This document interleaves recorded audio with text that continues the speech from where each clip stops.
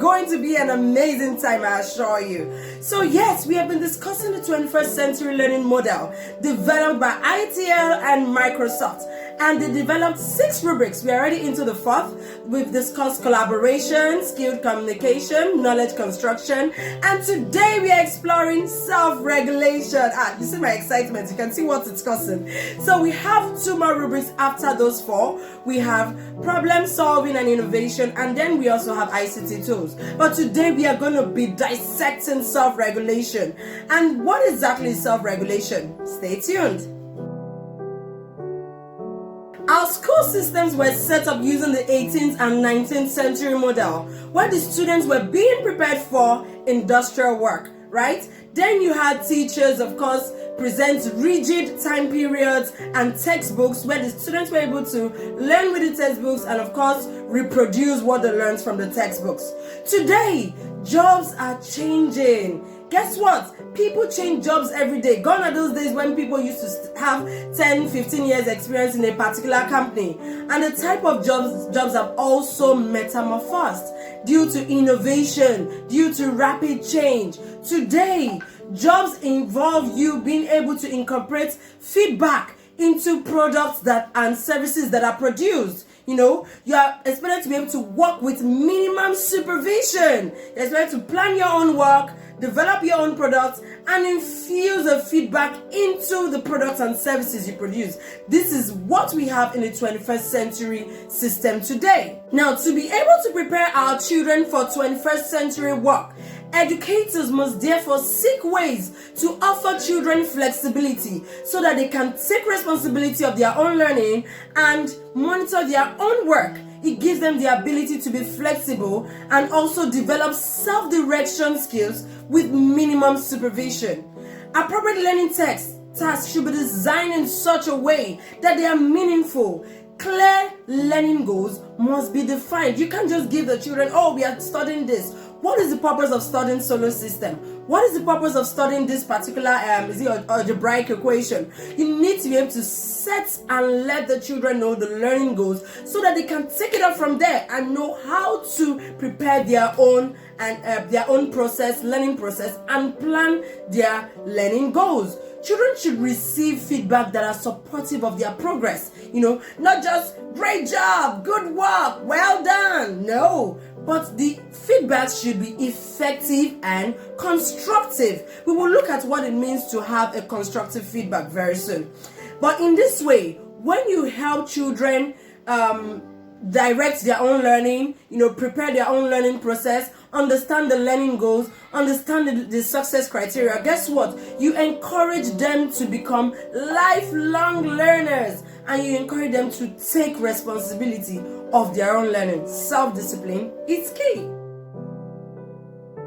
Now, with what we have discussed so far, what do you think self-regulation is?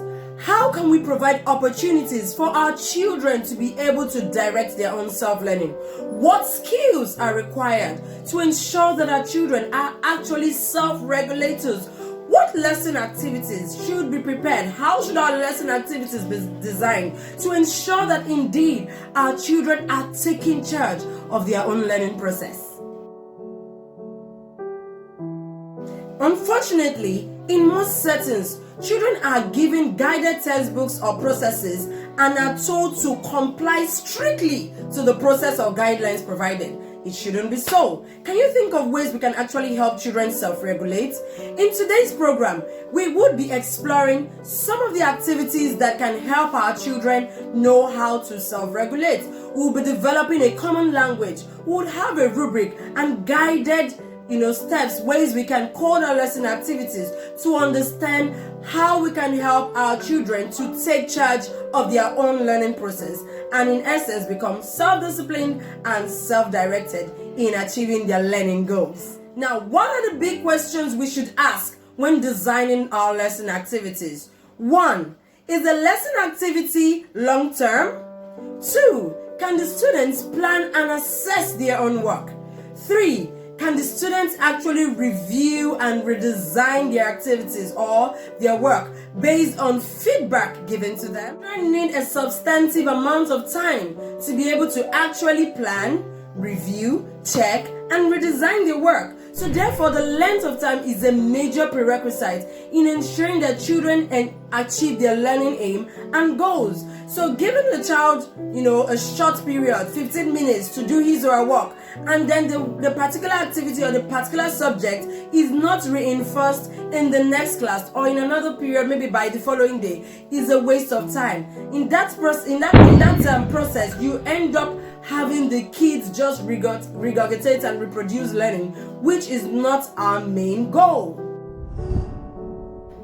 What are the characteristics of a self-regulation environment?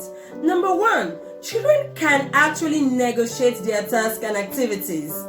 So for instance, you're in the classroom and as a teacher you are teaching plant cycle or life cycle of a plant rather, and then you tell the students, how do we learn about the life cycle of a plant? And they say, let's plant a bean or let's plant a maize, let's do it out. That is an example of negotiation of tasks. There the children are taking charge of their own learning process. Okay, now the second one I want to talk about is that children can plan their own work, choose the tools that they would use, and break the work into smaller tasks. For instance, they can decide, I want to be able to use mind maps, to be able to break down solar system or break down this particular assignment or project work. I want to use Sway. I want to use Microsoft PowerPoint. That is what we are talking about when we refer to self-regulation. The third characteristic I want to talk about is deciding what work to do and when to carry out the activity. So students should be able to decide, I want to carry out my own work outdoors. I want to do it indoors. I want to do it at this particular time. I want to do it within this duration. Okay? The fourth characteristic I want to talk about is the ability to work in groups and choose who would handle different tasks or activities within that particular project.